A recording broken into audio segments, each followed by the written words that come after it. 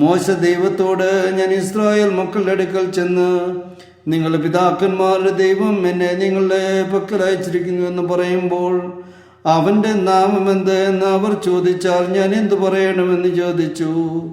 അവൻ പറഞ്ഞത് ആഹിയാഹ് അശറാഹിയാഹ്, ആഹിയാഹ് അശറാഹിയാഹ്, ആഹിയാഹ് അശറാഹിയാഹ്. നീ ഇസ്രായേൽ മക്കളോട് ഇപ്രകാരം പറയുക, ആഹിയാഹ് എന്ന് എന്നെ നിങ്ങളുടെ പക്കൽ അയച്ചിരിക്കുന്നു. കാളയെയും കഴുതയും ഒന്നിച്ച് പൂട്ടി ഉഴരുത്. ആട്ടുരോമവും ചണവും കൂടി കലർന്ന വസ്ത്രം ധരിക്കരുത്. ഭാര്യയായ സ്ത്രീയോടുകൂടെ ഒരുവൻ ശയിക്കുന്നത് കണ്ടാൽ സ്ത്രീയോടുകൂടെ ശയിച്ച പുരുഷനും സ്ത്രീയും ഇരുവരും മരണശിക്ഷ അനുഭവിക്കണം. ഇങ്ങനെ ഇസ്രായേലിൽ നിന്ന് ദോഷം നീക്കിക്കളയണം. വിവാഹ നിശ്ചയം കഴിഞ്ഞ കന്യകയായ ഒരു യുവതിയെ ഒരുവൻ പട്ടണത്തിൽ വച്ച് കണ്ട് അവളോടുകൂടെ ശയിച്ചാൽ യുവതി നഗരമധ്യത്തിൽ ആയിരുന്നിട്ടും നിലവിളിക്കാതിരുന്നതിനാലും പുരുഷൻ കൂട്ടുകാരൻ്റെ ഭാര്യയ്ക്ക് അപമാനം വരുത്തിയത് കൊണ്ടും നിങ്ങൾ അവരെ ഇരുവരെയും പട്ടണവാതിക്കൽ കൊണ്ടുവന്ന് കല്ലെറിഞ്ഞ് കൊല്ലണം.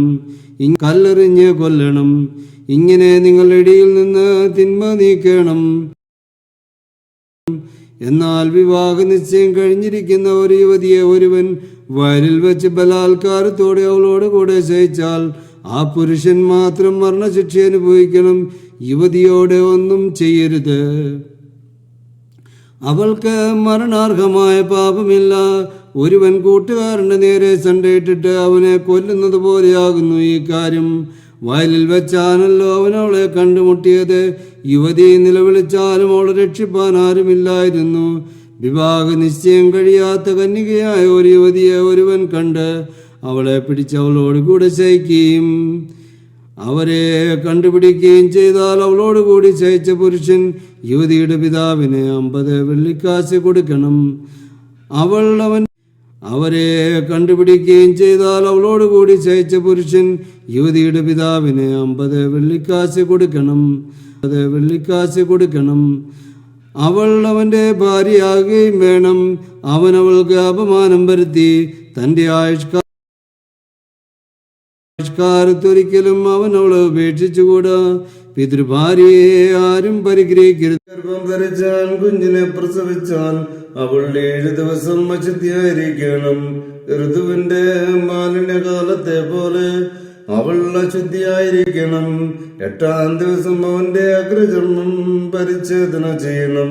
പിന്നെ അവൾ 33 ദിവസം തന്റെ രക്തശുദ്ധീകരണത്തിലിരിക്കണം. അവളുടെ ശുദ്ധീകരണ കാലം തികയുന്നതുവരെ അവൾ യാതൊരു വിശുദ്ധ വസ്തുവും തൊടരുത്. വിശുദ്ധ മന്ദിരത്തിലേക്ക് വരികയുമരുത്. പെൺകുഞ്ഞിനെ പ്രസവിച്ചാൽ അവൾ 2 ആഴ്ച ഋതുകാലത്തെന്ന പോലെ ശുദ്ധിയായിരിക്കണം.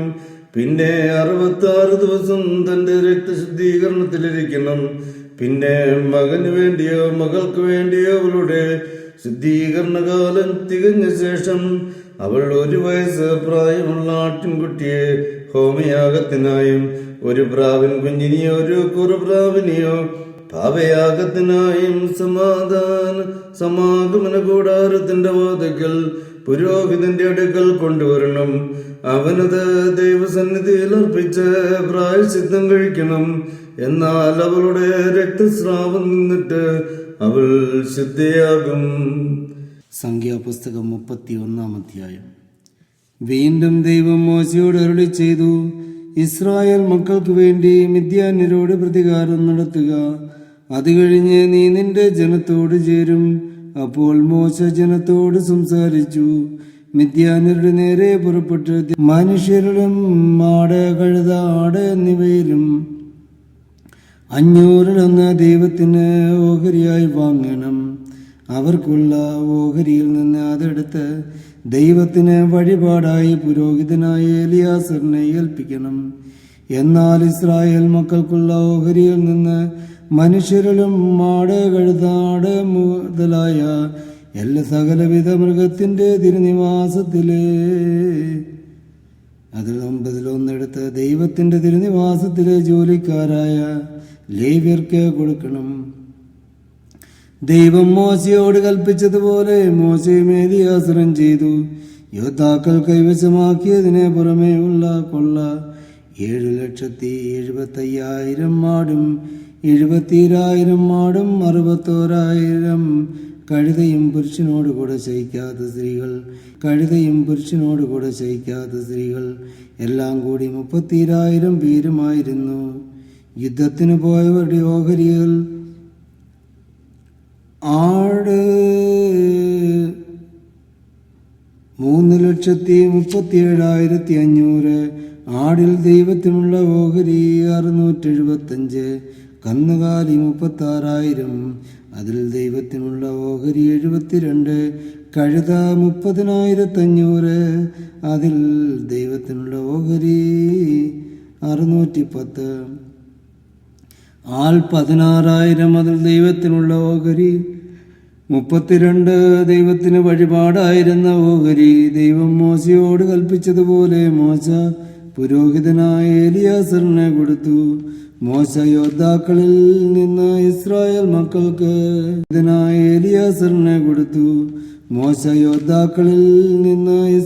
മക്കൾക്ക് വിഭാഗിച്ചു കൊടുത്ത പാതിയിൽ നിന്ന് സഭയ്ക്കുള്ള പാതി 3,37,500. കർത്താവ് മോശയുമായി സംസാരിച്ചു. ഞാൻ കർത്താവാകുന്നു, ഈൽ ശാദായ്, സർവശക്തനായ ദൈവമായി. ഞാൻ അബ്രഹാമിനും ഇസ്ഹാക്കിനും യാക്കോബിനും വെളിപ്പെട്ടു. എന്റെ നാമം ഞാൻ അവരെ അറിയിച്ചില്ല. 20-ാം അധ്യായം. 10 കൽപ്പനകൾ. ദൈവം ഈ വചനങ്ങളൊക്കെയും അരുളി ചെയ്തു. മിസ്രയീം ദേശത്ത് നിന്ന് അടിമത്തത്തിന്റെ സ്ഥാനത്ത് നിന്ന് നിന്നെ കരേറ്റി കൊണ്ടുവന്ന ഞാനാകുന്നു നിന്റെ ദൈവമായ കർത്താവ്. ഞാനല്ലാതെ മറ്റ് ദേവന്മാർ നിനക്കുണ്ടായിരിക്കൂടാ. മീതെ ആകാശത്തിന് കീഴെ ഉള്ളതോ താഴെ ഭൂമിയിലുള്ളതോ ഭൂമിക്ക് താഴെ വെള്ളത്തിലുള്ളതോ ആയ ഒന്നിൻ്റെയും പ്രതിമയോ സാദൃശ്യമോ നീ ഉണ്ടാക്കരുത്. അവയെ ആരാധിക്കുകയോ അവയെ സേവിക്കുകയോ ചെയ്യരുത്. എന്തെന്നാൽ ഞാനാകുന്നു നിന്റെ ദൈവമായ കർത്താവ്. എന്നെ ദ്വേഷിക്കുന്നവരുടെ 3-ാമത്തെയും 4-ാമത്തെയും തലമുറകളിൽ വരെ പിതാക്കന്മാരുടെ കടങ്ങൾക്ക് മക്കളുടെ മേൽ പ്രതികാരം ചെയ്യുന്ന തീഷ്ണതയുള്ള ദൈവമാകുന്നു ഞാൻ. ബലവാനായ കർത്താവ് പറയുന്നു, ഇതാ ഞാൻ നിനക്കെതിരായി വരുന്നു. നിന്റെ വസ്ത്രം ഞാൻ മുഖത്തോളം ഉയർത്തി ജാതികളെ, നിന്റെ നഗ്നതയും രാജ്യങ്ങൾക്ക് നിന്റെ ഗോപ്യസ്ഥാനവും കാണിച്ചു കൊടുക്കും. നിന്റെ വസ്ത്രം ഞാൻ മുഖത്തോളം ഉയർത്തി ജാതികളെ, നിന്റെ നഗ്നതയും രാജ്യങ്ങൾക്ക് നിന്റെ ഗോപ്യസ്ഥാനവും കാണിച്ചു കൊടുക്കും. പാപപരിഹാരത്തിനുള്ള വഴിപാടായി ദിവസേന ഒരു കാളയെ യാഗം കഴിക്കണം. ബലിപീഠത്തിന്റെ ശുദ്ധീകരണത്തിന് അതിനുവേണ്ടി പ്രായശ്ചിത്തം നടത്തിയ ശേഷം അത് അഭിഷേകം ചെയ്ത് ശുദ്ധീകരിക്കണം. 7 ദിവസം യാഗപീഠത്തിനു വേണ്ടി പ്രായശ്ചിത്തം നടത്തിയത് ശുദ്ധീകരിക്കണം. അങ്ങനെ അത് വിശുദ്ധ യാഗപീഠമായി തീരും. യാഗപീഠം തൊടുന്നവനെല്ലാം വിശുദ്ധനായിരിക്കണം. യാഗപീഠത്തിന്മേൽ അർപ്പിക്കേണ്ടത് ഇതാണ്: 1 വയസ്സുള്ള 2 ആട്ടിൻകുട്ടികളെ ദിവസേന തുടർച്ചയായി അർപ്പിക്കണം. ഒരാട്ടിൻകുട്ടിയെ രാവിലെയും മറ്റേ ആട്ടിൻകുട്ടിയെ സന്ധ്യയ്ക്കും അർപ്പിക്കണം.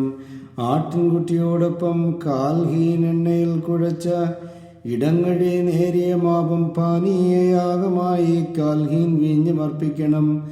രാവിലത്തെ ഭോജനയാഗം പോലെയും പാനീയയാഗം പോലെ തന്നെ മറ്റേ ആട്ടിൻകുട്ടിയെ സൗരഭ്യവാസനയായി കർത്താവിനെ ഹനനയാഗമായി വൈകിട്ട് അർപ്പിക്കണം. ദൈവം വീണ്ടും മോശയോട് അരുളി ചെയ്തു, എനിക്ക് സൗരഭ്യവാസനയായ ദഹനയാഗങ്ങൾക്കുള്ള എൻ്റെ ഭോജനമായ വഴിപാട് തക്ക സമയത്ത് എനിക്ക് അർപ്പിക്കുവാൻ ഉത്സുകരായിരിക്കാൻ ഇസ്രായേൽ മക്കളോട് കൽപ്പിക്കുക. നീ അവരോട് പറയുക, നിങ്ങൾ ദൈവത്തിന് അർപ്പിക്കേണ്ടതായ ദഹനയാഗമെന്തെന്നാൽ ദിവസം തോറും നിരന്തര ഹോമയാഗത്തിനായി 1 വയസ്സ് പ്രായമുള്ള ഊനമില്ലാത്ത 2 കുഞ്ഞാട്, ഒരു കുഞ്ഞാടിനെ രാവിലെയും മറ്റേ കുഞ്ഞാടിനെ വൈകുന്നേരത്തും യാഗം കഴിക്കണം. എണ്ണ കാൽഹീൻ ചേർത്ത് ഒരിടങ്ങഴിമാവ് ഭോജനയാഗമായും സമർപ്പിക്കണം. ഇത് ദൈവത്തിന് സൗരഭ്യവാസിനിയായ ദഹനയാഗമായി സീനായ് പർവ്വതത്തിൽ വെച്ച് നിയമിക്കപ്പെട്ട നിരന്തര ഹോമയാകും. അതിൻ്റെ പാനീയയാഗം കുഞ്ഞാടൊന്നിന് കാൽഹീൻ വീഞ്ഞ് ആയിരിക്കണം. അത് ദൈവത്തിന് പാനീയയാഗമായി വിശുദ്ധ മന്ദിരത്തിൽ ഒഴിക്കണം. മറ്റേ കുഞ്ഞാടിനെ വൈകുന്നേരത്തെ യാഗം കഴിക്കണം. അതിനെ രാവിലത്തെ ഭോജനയാകവും അതിൻ്റെ പാനീയയാകവും പോലെ ദൈവത്തിന് സൗരഭ്യവാസിനിയായ ദഹനയാഗമായി അർപ്പിക്കണം. താനെ ചത്ത ഒന്നിനെയും ഭക്ഷിക്കരുത്. അത് നിന്റെ പട്ടണങ്ങളിലുള്ള പരദേശിക്ക് ഭക്ഷിപ്പാൻ കൊടുപ്പാം, അല്ലെങ്കിൽ അന്യജാതിക്കാരനെ വിൽക്കാം. നിന്റെ ദൈവമായ കർത്താവിന് നീ വിശുദ്ധ ജനമത്രേ.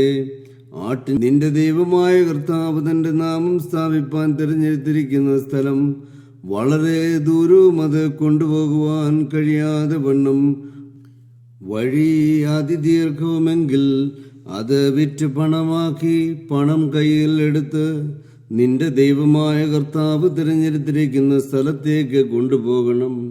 നിന്റെ ഇഷ്ടം പോലെ മാടോ ആടോ വീഞ്ഞോ മദ്യമോ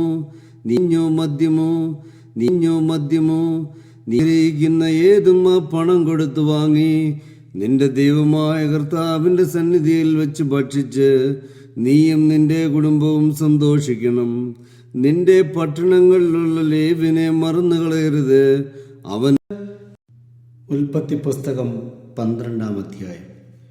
കർത്താവ് അബ്രാമിനോട് പറഞ്ഞത്, നിന്റെ ദേശത്തു നിന്നും നീ ജനിച്ചിടത്തു നിന്നും നിന്റെ പിതാവിന്റെ ഭവനത്തിൽ നിന്നും ഞാൻ നിന്നെ കാണിക്കുന്ന ദേശത്തേക്ക് നീ പോവുക.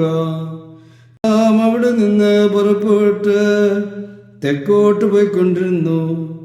ആ ദേശത്ത് ക്ഷാമമുണ്ടായി. അബ്രാം മെസ്രേനിൽ പാർക്കുവാൻ അവിടേക്ക് ഇറങ്ങിപ്പോയി.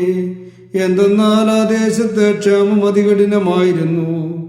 മെസ്രേനിൽ പ്രവേശിക്കാറായപ്പോൾ അവൻ തന്റെ ഭാര്യയോട് പറഞ്ഞത്, നീ കാഴ്ചയ്ക്ക് സൗന്ദര്യമുള്ള സ്ത്രീയാണെന്ന് എനിക്കറിയാം. മെസ്രേൻകാർ നിന്നെ കാണുമ്പോൾ ഇവൾ ഇവന്റെ ഭാര്യയാകുന്നുവെന്ന് പറഞ്ഞ് എന്നെ കൊല്ലുകയും നിന്നെ ജീവനോടെ വിടുകയും ചെയ്യും. നിന്റെ നിമിത്തം എനിക്ക് നന്മ വരേണ്ടതിന് ഞാൻ അവന്റെ സഹോദരിയാകുന്നുവെന്ന് നീ പറയണം. അങ്ങനെ നീ മൂലം എന്റെ പ്രാണൻ ജീവിച്ചിരിക്കട്ടെ. അബ്രാം മെസ്രേനിൽ പ്രവേശിച്ചപ്പോൾ സ്ത്രീ അതിസുന്ദരിയാകുന്നുവെന്ന് മെസ്രേന്യർ കണ്ടു. ഫറവോന്റെ പ്രഭുക്കന്മാർ അവളെ കണ്ട് ഫറവോന്റെ സന്നിധിയിൽ അവളെ പ്രശംസിച്ചു. സ്ത്രീ ഫറവോന്റെ ഭവനത്തിലേക്ക് കൊണ്ടുപോകപ്പെട്ടു. അവൾ നിമിത്തം അവൻ അബ്രാമിനെ നന്മ ചെയ്തു. അവനെ ആടുകളും കാളകളും ആൺകഴുതകളും ദാസന്മാരും ദാസിമാരും പെൺകഴുതകളും ഒട്ടകങ്ങളും ഉണ്ടായി. അബ്രാമിന്റെ ഭാര്യ സാറാ നിമിത്തം കർത്താവ് ഫറവോനെയും അവന്റെ കുടുംബാംഗങ്ങളെയും മഹാരോഗങ്ങളാൽ ശിക്ഷിച്ചു. ഉൽപ്പത്തി പുസ്തകം 20-ാം അധ്യായം. അബ്രഹാം അവിടെ നിന്ന് തെക്കേ ദേശത്തേക്ക് യാത്ര ചെയ്ത് റക്കാം മുതൽ ഗോദാർ വരെ കൂടാരമടിച്ചു. ഗോദാറിൽ കൂടി പാർത്തു. അബ്രഹാം തൻ്റെ ഭാര്യ സാറായെക്കുറിച്ച് അവൾ എൻ്റെ സഹോദരിയാകുന്നുവെന്ന് പറഞ്ഞിരുന്നു. ഗോദാർ രാജാവായ അബീമേലെക്ക് ആളയച്ച് സാറായെ കൂട്ടിക്കൊണ്ടുപോയി. രാത്രി സ്വപ്നത്തിൽ ദൈവം അബീമേലെക്കിൻ്റെ അടുക്കൽ വന്നവനോട് പറഞ്ഞു, നീ കൂട്ടിക്കൊണ്ടുവന്ന സ്ത്രീ നിമിത്തം നീ മരിക്കണം. എന്തെന്നാൽ അവൾ ആ മനുഷ്യൻ്റെ ഭാര്യയാകുന്നു. അബീമേലെക്ക് അവളെ സമീപിച്ചിരുന്നില്ല. അബീമേലെക്ക് പറഞ്ഞു, കർത്താവേ, നിർദോഷികളായ ജാതികളെ നീ കൊല്ലുമോ? ഇതാ ഇവൾ എൻ്റെ സഹോദരിയാകുന്നു എന്ന് അവൻ പറഞ്ഞു. അവൻ എൻ്റെ സഹോദരനെന്ന് അവളും പറഞ്ഞു. ഹൃദയത്തിൻ്റെ പരമാർത്ഥതയോടും കൈകളുടെ വെടിപ്പോടുമാകുന്നു ഞാനിത് ചെയ്തത്. ദൈവം സ്വപ്നത്തിൽ അവനോട് പറഞ്ഞു, ഹൃദയപരമാർത്ഥതയോടുകൂടിയാണ് നീ ഇത് ചെയ്തതെന്ന് എനിക്കും അറിയാം. അതുകൊണ്ട് എന്നോട് പാപം ചെയ്യാത്തവണ്ണം ഞാൻ നിന്നെ തടയുകയും അവളെ സമീപിക്കുവാൻ നിന്നെ സമ്മതിക്കാതിരിക്കുകയും ചെയ്തു. അപ്പോൾ ആ പുരുഷന്റെ ഭാര്യയെ മടക്കി കൊടുക്കുക. എന്തെന്നാൽ അവനൊരു പ്രവാചകനാണ്. അവൻ നിനക്ക് വേണ്ടി പ്രാർത്ഥിക്കുകയും നീ ജീവനോടെ ഇരിക്കുകയും ചെയ്യും. അവളെ മടക്കി കൊടുത്തില്ലെങ്കിലോ നീ തീർച്ചയായും മരിക്കുമെന്ന് അറിഞ്ഞുകൊള്ളുക. നീ മാത്രമല്ല, നിനക്കുള്ളവരൊക്കെയും. അബീമേലെക്ക് അതിരാവിലെ എഴുന്നേറ്റ് തൻ്റെ ദാസന്മാരെയെല്ലാം വിളിച്ച് ഈ വാക്കുകളെല്ലാം അവരോട് പറഞ്ഞു. അവർ അത്യധികം ഭയപ്പെട്ടു. അബീമേലെക്ക് അബ്രഹാമിനെ വിളിച്ചവനോട് പറഞ്ഞു, ഞാൻ നിന്നോട് എന്തു ചെയ്തു? എൻ്റെ മേലും എൻ്റെ രാജ്യത്തിന്മേലും നീ മഹാപാപം വരുത്തുവാൻ തക്കവണ്ണം ഞാൻ നിന്നോട് എന്തു തെറ്റ് ചെയ്തു? ചെയ്യരുതാത്ത കാര്യമാണ് നീ എന്നോട് ചെയ്തത് എന്ന് കണ്ടിട്ടാണ് നീ ഇക്കാര്യം ചെയ്തതെന്ന് അബീമേലെക്ക് അബ്രഹാമിനോട് ചോദിച്ചു. അബ്രഹാം പറഞ്ഞു, ഈ സ്ഥലത്ത് ദൈവഭയമില്ലായിരിക്കാമെന്നും എൻ്റെ ഭാര്യയ്ക്ക് വേണ്ടി അവർ എന്നെ വധിക്കുമായിരിക്കുമെന്നും ഞാൻ മനസ്സിൽ പറഞ്ഞു. യഥാർത്ഥത്തിൽ അവൾ എൻ്റെ സഹോദരിയാണ്, എൻ്റെ അപ്പൻ്റെ പുത്രി, എൻ്റെ അമ്മയുടെ പുത്രിയല്ല. അവൾ എനിക്ക് ഭാര്യയായി തീർന്നു. എൻ്റെ പിതാവിൻ്റെ ഭവനത്തിൽ നിന്ന് ദൈവം എന്നെ പുറപ്പെടുവിച്ചപ്പോൾ ഞാൻ അവളോട്, നീ എനിക്ക് ഒരു കൃപ ചെയ്യണം, നാം ചെല്ലുന്ന സ്ഥലങ്ങളിലെല്ലാം ഞാൻ നിന്റെ സഹോദരനാണെന്ന് പറയണമെന്ന് പറഞ്ഞിരുന്നു. അബീമേലെക്ക് ആടുകളെയും കാളകളെയും ദാസന്മാരെയും ദാസിമാരെയും കൊണ്ടുവന്ന് അബ്രഹാമിന് കൊടുത്തു. അവൻ്റെ ഭാര്യ സാറായെയും തിരികെ കൊടുത്തു. അബീമേലെക്ക് അബ്രഹാമിനോട്, എൻ്റെ ദേശം മുഴുവനും നിന്റെ മുമ്പിലുണ്ട്, നിന്റെ കാഴ്ചയിൽ ഇഷ്ടമുള്ളിടത്തെ പാർത്തുകൊള്ളുക എന്ന് പറഞ്ഞു. അവൻ സാറായോട്, നിന്റെ സഹോദരന് ഞാൻ 1000 നാണയം കൊടുത്തിട്ടുണ്ട്. കൂടെയുള്ള എല്ലാവരുടെയും ദൃഷ്ടിയിൽ ഇത് നിനക്കുള്ള നീതീകരണമാണ്. സകലത്തിലും നീ കുറ്റമില്ലാത്തവളായിരിക്കുന്നു എന്ന് പറഞ്ഞു. അബ്രഹാം ദൈവസന്നിധിയിൽ പ്രാർത്ഥിക്കുകയും ദൈവം അബീമേലെക്കിനും അവൻ്റെ ഭാര്യയെയും അവൻ്റെ ദാസിമാരെയും സുഖപ്പെടുത്തുകയും അവർ പ്രസവിക്കുകയും ചെയ്തു. എന്തെന്നാൽ അബ്രഹാമിൻ്റെ ഭാര്യ സാറ നിമിത്തം അബീമേലെക്കിൻ്റെ ഭവനത്തിലെ ഗർഭപാത്രമുഖങ്ങളെല്ലാം കർത്താവ് അടച്ചു കളഞ്ഞിരുന്നു. ദൈവമേ, സ്തുതി നിനക്ക് യോഗ്യമാകുന്നു. ബാറയ്ക്കുമോ.